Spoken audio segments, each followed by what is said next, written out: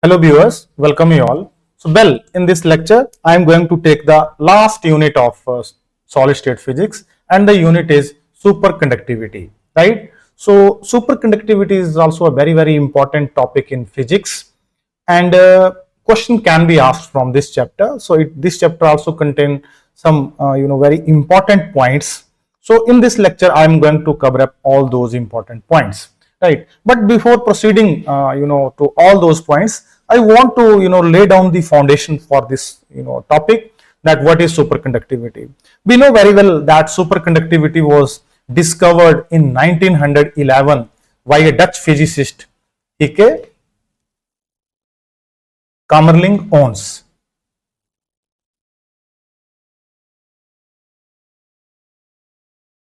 Right? Actually, Kamerlingh Onnes was performing a lot of experiments on different materials at low temperature. Right? He was studying the variation of the resistance of different materials. So in 1911, accidentally he discovered that the resistivity of mercury at temperature 4.2 Kelvin suddenly disappears. I mean, the resistance becomes equal to 0. So it was a very strange result in physics. I mean, revolution in the physics, that the resistance of a particular material becomes 0, means it is going to become a superconductor, right? So this phenomenon of disappearance of the electrical resistivity at very low temperature is known as a superconductivity, right? Before going into all details, I want to show you the graphs between the resistance and temperature for the different materials, right? So if we go to the graph, I'm showing you the graph.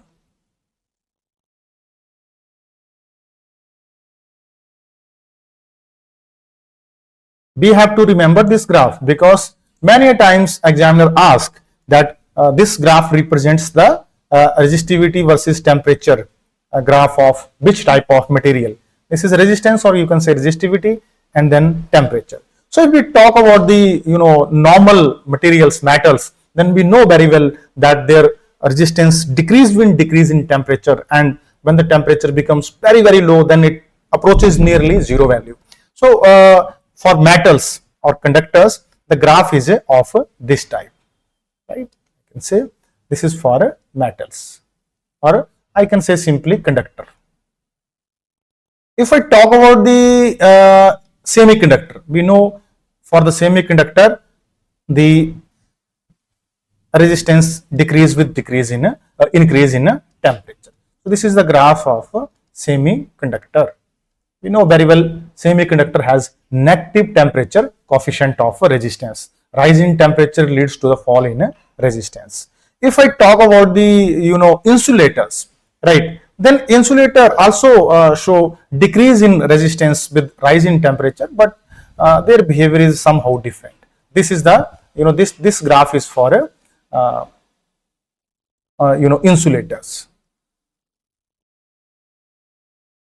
Right? With rise in temperature, you observe the decrease in resistance. But these are the three materials that we normally observe. But when we observe this graph for the superconductor, then it is found that for superconductors, right, we get a very different type of a graph. In these materials, the decrease in temperature was not a decrease in resistance with decrease in temperature was not smooth, but it was somehow this type, and then suddenly at a particular temperature it becomes equal to 0, right? So this type of material is known as a superconductor, you can see, and the temperature at which this resistance, I am writing it, this is superconductor, right? So you can see for the superconductor, the resistance decrease in temperature, and at a particular temperature it suddenly becomes equal to 0. This temperature is known as a temperature of inversion or a critical temperature, right? So this phenomenon, superconductivity, is shown by only certain limited number of materials, metals, and their alloys, compounds, and they show no resistance at a particular temperature, and the temperature is very low. So these are the graphs for different materials. we have to remember these graphs, the variation of the resistivity with temperature, right? Because these are very, very important. Now I am going to take up some important properties of superconductors, right? The first one is,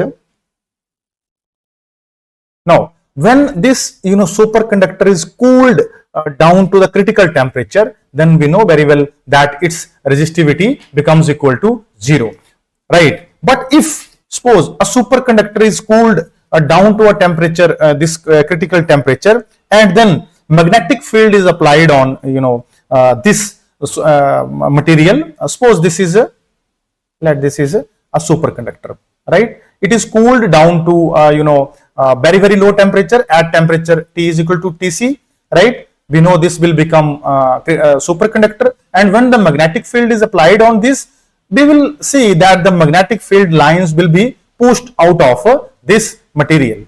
It means the material is going to act like a perfectly diamagnetic material. So this perfectly diamagnetism is the essential requirement for a superconducting state, right? Perfectly diamagnetic, right? Means when we achieve the superconducting state, in that case the superconductor becomes perfect diamagnetic material. So diamagnetism, perfect diamagnetism is the essential requirement for a superconductor, right? And this effect is also known as a Meissner effect, right? Meissner effect.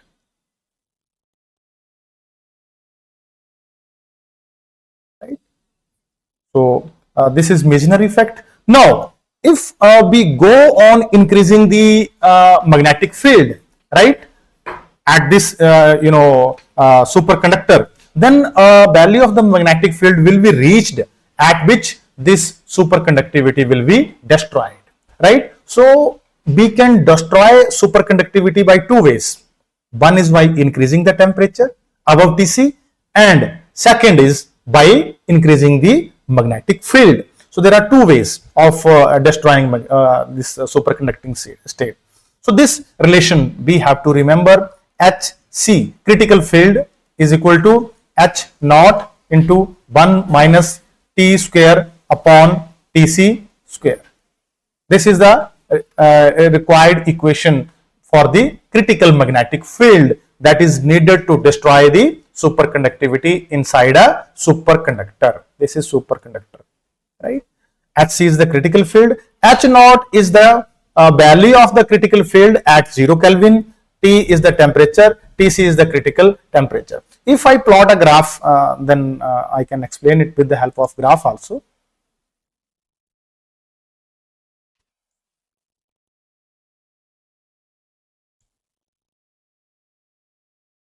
This is magnetic field, this is temperature. So you will get this type of graph, right? You can see it is at this point when T is equal to 0 Kelvin, it is H naught, and this is the Tc.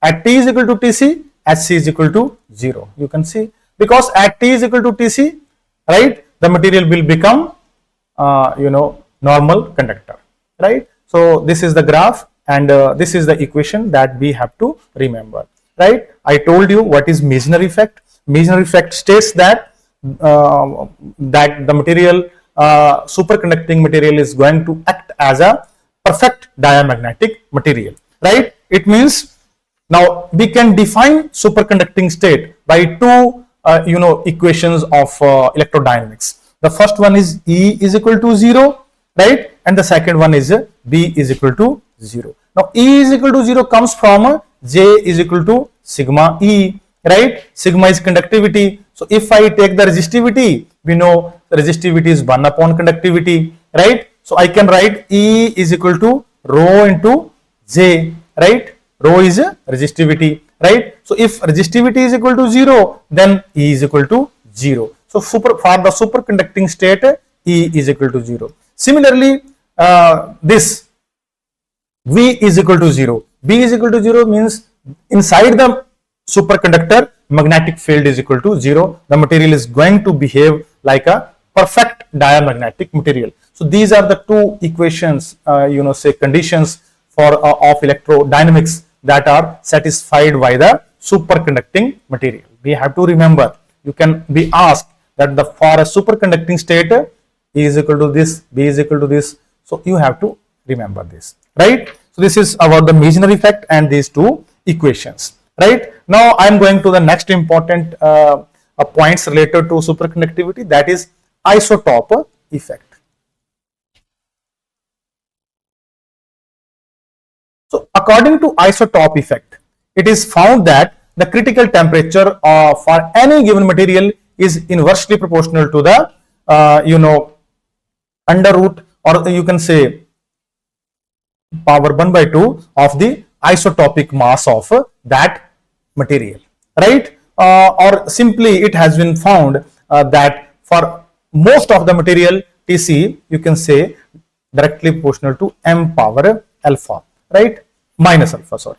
Here alpha, as I told you that it is for most of the material it is 1 by 2, right? That's why I have written here. So this is called isotope effect, right?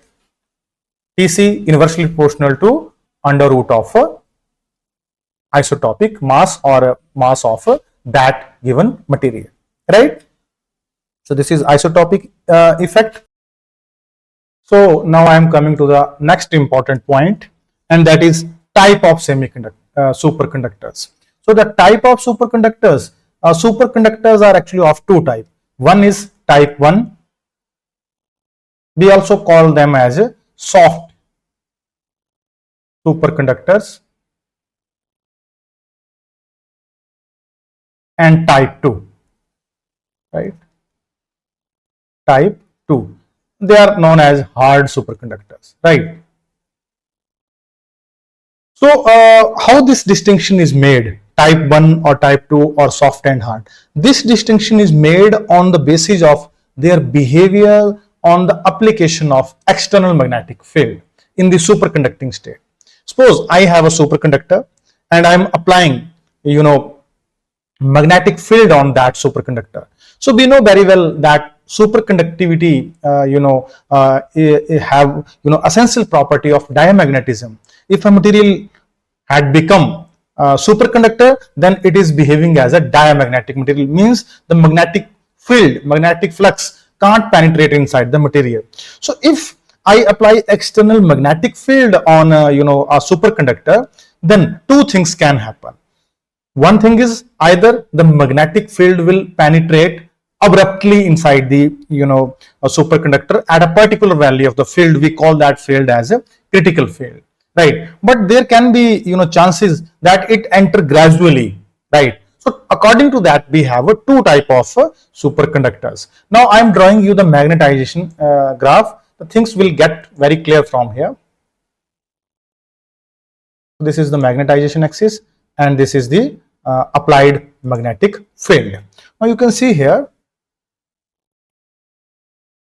let me draw first the behavior of magnetization.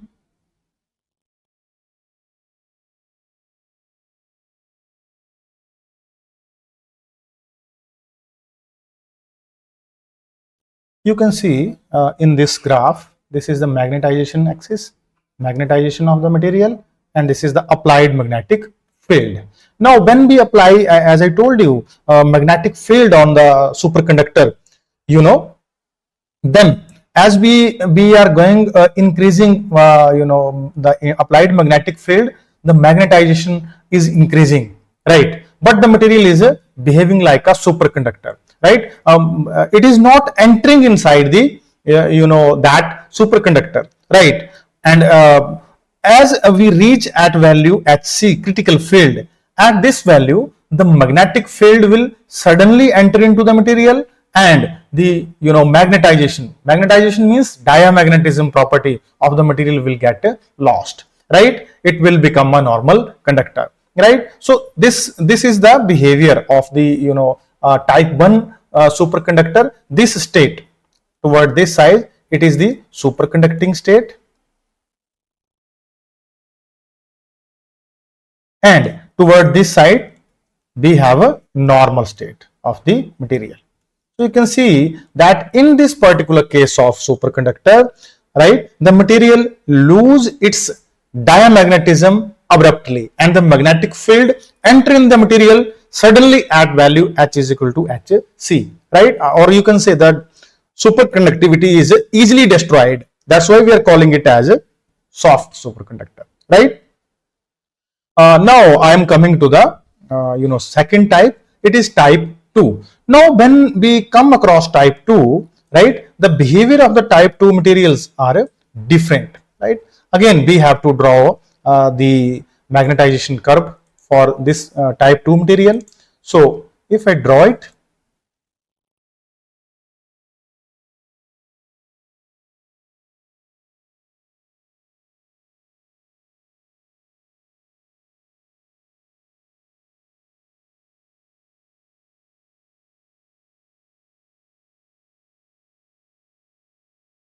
now you can see from here that in this case, particular case, even I have to remove it.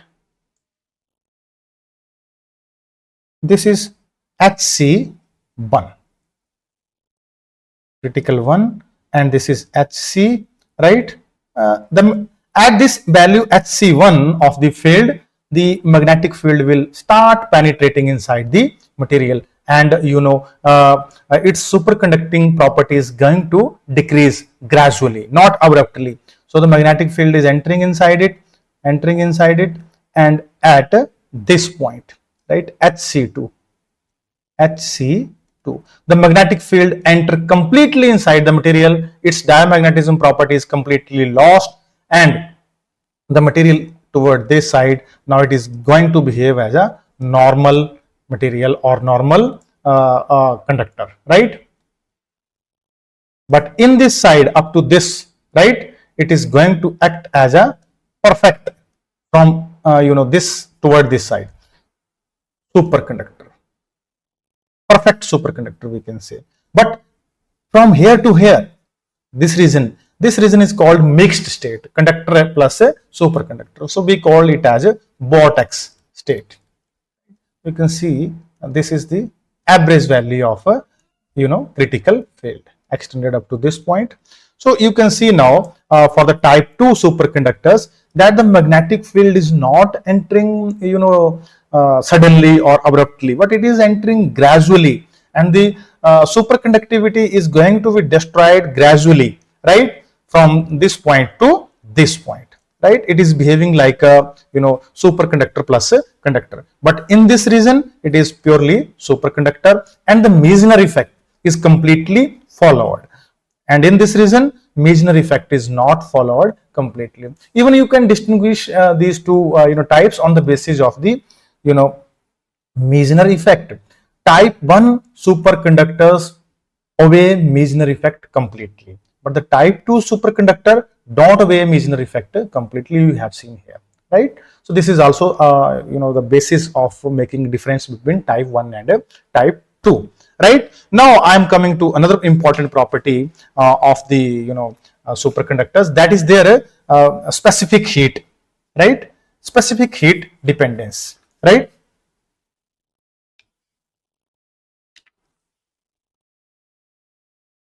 Right? We know very well, if I talk about the specific heat of conductors, then at very, very low temperature, specific heat, we know it is equal to AT plus BT, B, take it as VTQ, right? The AV are constants. We know very well here, this is the contribution due to electronic part, and this is the contribution due to lattice vibrations part. I have explained all these things in the cases of free electron theory of metals, and we have the knowledge that at very, very low temperature, metal consists of two type of contributions. One is electronic specific heat and other is a lattice specific heat, right? Now when we come across the superconductor, it is found that we know in superconductor the electrons are playing very, very important role. It means the electronic component of specific heat that should vary linearly, CB electronic. It should be directly proportional to AT. I mean it should vary linearly with the temperature, but it is found that in a superconductor it does not vary linearly. Electronic specific heat does not vary linearly, but instead C electronic. right? It is equal to A e raised to power minus delta upon kt. Here k is Boltzmann constant, t is the. This is the variation of the electronic specific heat for a superconductor, right? And it is a very, very important result that shows, right, or that predicts that the behavior of the electron become totally different in the superconducting state as compared to the normal conducting state. So we have to remember this relation also, right? Now I am going to the next important point, that is London penetration depth. Penetration depth, I am writing only PD. London penetration depth, it is basically penetration depth means it is the depth up to which magnetic field can enter inside the superconductor when we apply magnetic field on it. As it was, the formula was developed by F London and H London, so that's why we call it as a London penetration depth, right? And the formula for penetration depth at any temperature, lambda T is equal to lambda naught into 1 minus T power 4 upon T C power 4 whole term power minus 1 by 2. Remember, T is the given temperature, Tc is critical temperature, lambda naught is the penetration depth at T is equal to 0 Kelvin, and lambda is the penetration depth at a given temperature. Once again I am saying, what is penetration depth? Penetration depth means usually we consider that in superconducting state magnetic field does not enter into the material, but in reality it enter up to a certain distance, and that depend upon the temperature and nature of the material, right? So that's why we have this relation, and it tell us up to which distance, right, the field can enter. Penetration depth, it is basically the distance up to which this magnetic field can penetrate, right? So this we have to remember this formula also. Now I am going to the last one topic of the superconductivity, and it is a BCS theory. BCS theory of superconductivity. BCS theory is basically, name is driven from a group of three physicists, Bardeen, Cooper, and Schrieffer, who were behind developing this theory in 1957. And this theory is based on the quantum mechanical treatment of superconductivity. Now, according to BCS, three physicists, this phenomenon of superconductivity is arising because of the attractive interaction between two electrons, right?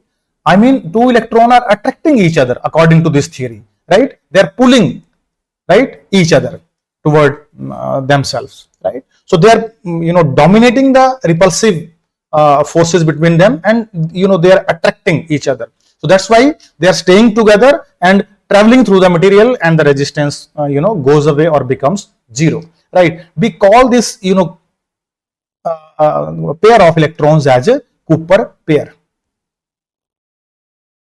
Cooper pair of electrons, right? So how these two electrons are interacting with each other attractively? So according to this theory, they are attracting each other by means of the exchange of virtual phonons. You can take the case here. Suppose I have electron going through the crystal, right, and that has wave vector k. Suppose it interacts with the crystal and it generates a virtual phonon of momentum p, right? It generates a virtual phonon of momentum p, right? Obviously, now the momentum wave vector of this electron, this was electron, it will become k minus p, right? This is the scattered electron, we can say. Now another electron that is coming, passing close to that electron, obviously that electron will absorb that phonon, and that electron has a wave vector k dash. So obviously its wave vector will become, after absorbing this, k dash plus p, right? So now you can see here, this phonon, right, it is responsible for interaction between these two electrons. I am calling it as a virtual phonon, Why? Because it is, acting between these two electrons for a very short duration of time, that is allowed by the Heisenberg uncertainty principle, right? So this electron, while passing through the crystal lattice, interact with the phonon field, it produces a phonon, that phonon is absorbed by the another electron. So this process continue, and the electrons, start attracting each other, right? And this pairing of the electron, right, I mean, attraction of electron by another electron, it is this pairing, formation of Cooper pair is complete at 0 Kelvin. I mean, all the electron in the material will get paired at 0 Kelvin, and this pairing will be broken at T is equal to Tc, right? So this is the main crux of the BCS theory. Now it has been found that when the two electrons interact attractively and become a Cooper pair, then their energy is of the order of 10 raised to power minus 3 electron volt, and this energy is less than the energy of the pair of electron in a free state, right? One more thing is that I told you that this pair of electron, Cooper pair, is capable of traveling from one place to another place. So obviously it is capable of traveling some distance. That distance is called coherence length, right? And it is of the order of coherence length, it is of the order of 10 raised to power minus 6 meter. This is the distance up to which these pair of electron can travel in the metal, right? Coherence length. So we have to remember it. Now usually examiner asks that what is the spin of a Cooper pair, Cooper pair. So it has been found that when the two electrons attract each other, it is required that they must have their spin opposite to each other and angular momentum opposite to each other. Only in that case this pairing is strong. So when a Cooper pair is formed, strong pair is of electron is formed, then definitely their spin is opposite to each other. It means they will have now pair will have zero spin, so it is going to behave like a boson, right? So we have to remember it that Cooper pair is a boson, right? So this is the some important points related to the sorry, BCS theory, right? And all other topics that were included in superconductivity. So this is all about it. So thank you very much.